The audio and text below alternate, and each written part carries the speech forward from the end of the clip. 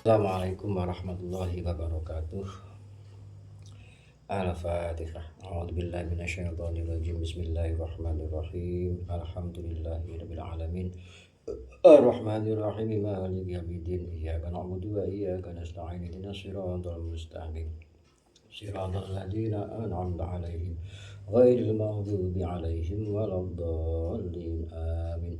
Bismillahirrahmanirrahim. Allahumma sholli ala sayyidina Muhammad wa ala ali sayyidina Muhammad. Qala al-musannifu rahimallahu ta'ala nafa'ani wa nafa'ana bihi fi 'ulumihi fi daraini amin amin ya rabbal alamin. Al hadisus salis tawi hadis kang kaping 3. Iku an Abi Abdurrahman saking Abi Abdurrahman Abdullah bin Umar bin Khattab radhiyallahu anhuma qala dawu sapa Abdullah bin Umar. Sami tu krungu sapa ingsun Rasulullah sallallahu alaihi wasallam ing Gusti Rasul sallallahu alaihi wasallam. Yaqulu halidawu sapa Rasul. Bunyatin bangun apa al-Islam Islam ala khamsin ing ngatasi 5 perkara. Syahadati suci ku syahadat an ing suni kelakuan iku la ilaha ora ana pangeran kang wajib den sembah iku maujud ilallahu angin Gusti Allah. Wa anna Muhammadan lan stuni Kanjeng Muhammad iku Rasulullah utusane Allah. Wa iqamis sholati lan jumenengake salat, wa ita'iz zakati lan bayar zakat, wa hajjil baiti lan haji ing Baitullah, wa shaumi Ramadan lan puasa bulan Ramadan. Rawahul Bukhari wa Muslim. Hadis yang nomor 3 ini sumbernya dari Abdullah bin Umar. Beliau punya julukan Abi Abdurrahman karena putranya bernama Abdurrahman. Beliau Abdullah bin Umar itu mendengar Rasulullah SAW bersabda bahwa Islam itu didirikan atas 5 dasar. Fondasi Islam itu ada 5. Yang pertama syahadat. Syahadat itu adalah kesaksian menyatakan bahwa tidak ada Tuhan selain Allah. Dan bersaksi bahwa Nabi Muhammad itu adalah utusan Allah. Wa iqamis sholati lan jumenengake salat. Yang kedua adalah melaksanakan salat.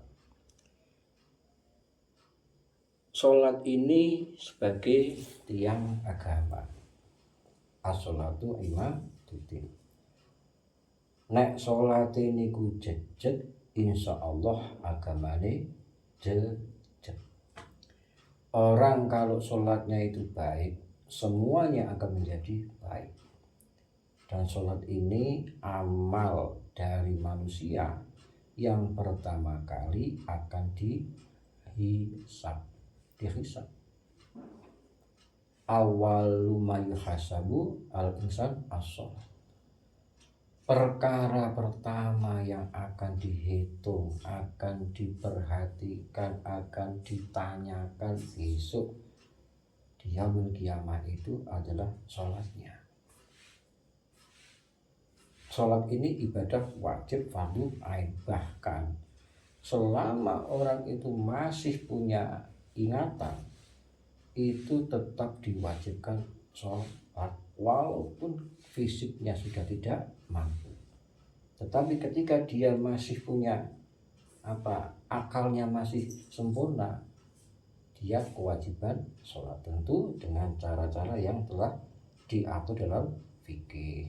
Karena kan sholat itu bisa berdiri bagi yang mampu. Kalau tidak mampu berdiri maka boleh duduk. Tidak bisa duduk maka dia boleh sambil tiduran. Makanya apa? Sholat ini sesuatu yang sangat wajib bagi umat Islam. Wa ita'iz zakati lan bayar zakat. Zakat itu ada 2 hal. Yang pertama zakat mal dan yang kedua adalah zakat fitrah. Zakat mal ini ada ketentuannya. Harta yang sudah mencapai nisabnya, sudah mencapai haulnya, maka itu wajib dikeluarkan zakatnya. Zakat fitrah itu zakat yang dikeluarkan setelah kita melaksanakan ibadah puasa Ramadan. Zakat fitrah ini dibayarkan dengan apa? Dengan bahan makanan pokok yang berlaku pada setiap negara. Kalau kita di Indonesia berarti kita membayarnya dengan beras. Wa hajil baiti lan lunga haji ing Baitullah. Nah, pergi haji ini tentu bagi orang-orang yang mampu. Orang-orang yang mampu, apalagi saat ini antrian haji itu sampai puluhan tahun. Nah, kalau bisa langsung berangkat itu di angka ratusan juta. Nah, ketika belum mampu, tidak mampu, maka ya tidak usah haji, tidak mampu. Wa shaumi Ramadan dan puasa bulan Ramadan. Nah, puasa bulan Ramadan hari ini kita sedang melaksanakan puasa Ramadan. Nah, jadi rukun Islam itu yang pertama syahadat, kemudian sholat, bayar zakat, ibadah haji dan puasa Ramadan. Rawahul Bukhari wa Muslim. Al hadisur rabi' utawi hadis kang kaping 4 iku an Abi Abdurrahman Abdullah bin Mas'ud radhiyallahu anhu qala ngendika sapa Abdullah bin Mas'ud hadatsana nyeritake ing kita sapa Rasulullah sallallahu alaihi wasallam wa huwa utawi rasul iku as-shadiqu wong kang bener al-masduqu tur kang den benerake. Kanjeng Nabi itu mendapatkan predikat shadiqul masduq, orang yang benar dan selalu dibenarkan. Orang yang benar karena Kanjeng Nabi ini selama hidupnya tidak pernah berdusta, tidak pernah berbohong, sehingga apa yang beliau sampaikan selalu benar dan masduq, dibenarkan. Kanjeng Nabi dawuh, inna ahadakum sak temene siji-sijine ira kabeh iku yujma'u den kumpulake apa khalquhu kedadiane ira kabeh kedadine ahadukum fi batni ummihi ing dalem wetenge ibune ahadukum arba'ina ing dalem 40 apane yauman dinani nutfatan iku rupa mani. Kanjeng Nabi menyampaikan bahwa kita ini semua manusia ini diciptakan oleh Allah Ta'ala pertama kali dalam perut ibu itu selama 40 hari berupa nutfah. Nutfah itu berupa cairan atau mani selama 40 hari. Summa yakunu tumuli ana oniku alaqatan rupa getih misla dalika ing sepadane mangkono arba'ina yauman. Kemudian setelah 40 hari berupa nutfah tadi, 40 hari kemudian nutfah ini berubah menjadi mudghah. Mudghah ini adalah daging. Misla dalika sepadane mangkono arba'ina yauman. Dari nutfah kemudian alaqah kemudian mudghah. 40 hari 40 40 kali 3 sama dengan 120, berarti berapa? 4 bulan. Ketika kandungan 4 bulan ini summa yursalu tumulinu ngutus ilahi maring akad sapa al malaku malaikat. Setelah berumur 4 bulan kandungan tadi, Allah menyuruh malaikat. Fayanfuhu mongko nyebul sapa malaikat fihi ing dalem ahadukum ar-ruha ing ruh. Nah, setelah tadi ada berupa mudghah tadi, berupa daging itu, ditiupkanlah ruh oleh malaikat. Saat meniupkan ruh itu wayu maru bi arba'i kalimatin lan den perintah bi arba'i kalimatin lawan 4 pira-pira kalimat. Ditiupkan ruh ke dalam mudghah tadi, calon bajarin tadi. Wayu maru bi arba'i kalimatin diperintahkan dengan 4 perkara. Bikat bi rizkihi nulis ing rezekine ahadukum, ditentukan rizkinya. Wis sugih apa ora, bandane akeh apa sithik, rizkine sudah ditentukan. Wa ajalihi lan wates umurnya sampai berapa. Wa amalihi lan ngamali, ditentukan rizkinya, ajalnya, amalnya. Wasyakiyun cilakane au sa'idun utawa bejane. Empat tadi ditulis rizkinya, umurnya, amalnya, bejo lan cilakane saat janin tadi berusia 4 bulan. Makanya apa? Ada ajaran atau perintah tradisi di masa kita itu, saat seorang perempuan mengandung usia 4 bulan itu ada namanya ngapati. Sebagai apa? Sebagai ikhtiar untuk memohon kepada Allah agar janin yang dikandung ini diberikan kebaikan dalam rizkinya, umurnya panjang bermanfaat, melakukan amal-amal solih dan selalu dalam keridhaan Allah. Bejo dunyane, bejo akhirate. Fa walladzi mongko demi zat la ilaha kang ora ana pangeran khairu liyane alladzi Allah, inna ahadakum stune salah sira kabeh iku la ya'malu ngamal sapa ahadukum bi amali ahli jannah kelawan ngamal ahli surga. Hatta mayakulu sehingga ora ana iku bainahu idal antarane ahadukum wa bainaha antarane jannah illa diraun kejaba sak dira. Fasbiku mongko tetep alaihi ing atase ahadukum apa alkitab tulisan. Fayak malu mongko ngamal sapa ahadukum bi amal ahli nari kelawan ngamal ahli nari. Fadkhuluha mongko mlebu sapa ahad ha ing neraka. Nah, ini digambarkan di hadis ini. Ada seseorang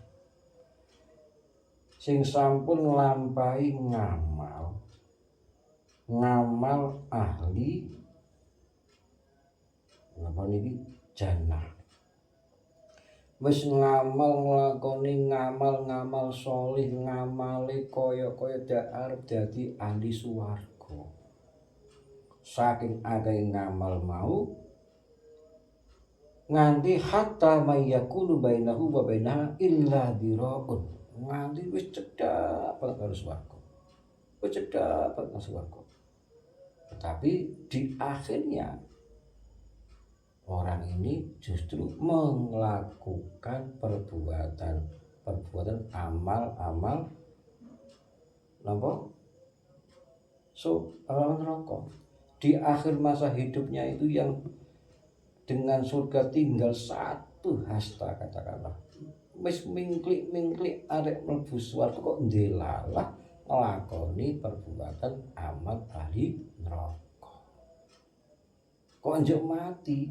Nah, fadkhuluha akhirnya karena perbuatan terakhirnya itu beramal ahli neraka jadi ahli neraka. Kayak cerita nih kok. Ada seorang ahli ibadah yang sudah beribadah ratusan tahun. Sampai malaikat itu gumun. Sampai banyak orang itu terkagum-kagum dengan cara dia beribadah. Akhirnya iblis datang menggoda. Iblis datang itu ahli ibadah ini mendo dadi wong saleh. Dia ibadah terus nganti sing ahli ibadah mau kepengin ngibadahi kaya sing iblis kayak mendo mau. Akhirnya dipameri karo iblis. Nek kowe arek ibadah kaya aku, melu carane aku. Akhirnya singkat cerita diajak. Disuruh milih kon nglakoni maksiat sik. Apa arek mendem, apa arek zina. apa arek mateni manungsa. Karena ahli ibadah niki ora gelem. Akhire ngopo? Akhire milih sing paling sithik dosane, yaiku arek ngombe arak. Arek mendem.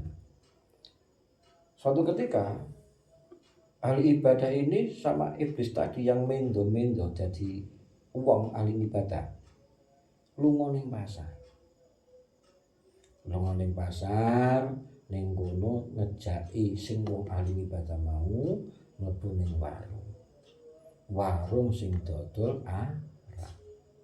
Akhire sing tukang ibadah mau mlebu ning warung ngombe arak nganti mabuk. Mandang mabuk terus ora kelingan apa-apa. Tergodalah pada perempuan yang menjual minuman. Akhirnya berzina dengan perempuan itu dan akhirnya membunuh perempuan itu. Terus singkat cerita dia mati karena melakukan perbuatan ahli neraka. Akhirnya dia masuk neraka. Nauzubillah min dzalik. Niku amale sekolah lahir saka gedhe tekane tuwa niku melakukan perbuatan amal ahli jannah. Tapi di akhirnya dia malah melakukan perbuatan ahli neraka dan akhirnya dia masuk neraka. Nauzubillah min dzalik. Bismillahirrahmanirrahim. Wa inna ahadukum lan setuhune salah sira kabeh iku layak malu ngamal sapa hadukum bi amali nari kelawan ngamali ahli neraka hatta mayakuna sehingga ora ana iku bainahu ing dalem antarané hadukum wa bainaha lan ing dalem antarané neraka illa diraun kecebung sak dira fasbiku mongko tetep alaihi ing ngatasé hadukum apa alkitab tulisan. Faya malu monggo ngamal sapa ahadukum bi amal jannah lawan amal jannah fayuhlu monggo mlebu sapa ahadukum ing jannah. Rawahul Bukhari wa Muslim. Nah, di hadis ini berikutnya ada cerita seorang yang melakukan perbuatan dosa. Sepanjang hidupnya itu dia berbuat kemaksiatan. Tetapi pada akhirnya dia itu melakukan amal solih, amal ahli surga sehingga dia mati dalam keadaan melakukan ibadah, melakukan perbuatan amal surga sehingga dia masuk surga. Ini ada cerita dalam kitab Riyadhus Shalihin itu. Ana wong wis nglakoni maksiat yaiku mateni wong 99. Wis mateni wong 99 mau akhirnya dia itu galau. Terus dia bertanya kepada seorang, apakah dia bisa diterima tobatnya? Pertama dia ditunjukkan pada seorang rohib. Ketika dia berkata kepada rohib bahwa dia wis mateni wong 99, matur kula ndak isih saged diampuni dosane, kula ditampi tobaté. Dengan rohib itu dijawab tidak, ora. Akhirnya apa? Jengkel, pateni sisan rohib. Genep satu. Terus singkat cerita, orang yang ahli maksiat ini kemudian bertanya lagi kepada seseorang dan ditunjukkan kepada seorang ahli ibadah, seorang kiai gampangnya. Akhirnya disampaikan bahwa dia telah membunuh 100 orang dan sebagainya. Ditanya, apakah aku masih bisa bertobat, diterima tobatku? Masih. Syaratnya apa? Disuruh meninggalkan kampungnya menuju kampung di mana kampung itu adalah kampung orang-orang yang ahli ibadah.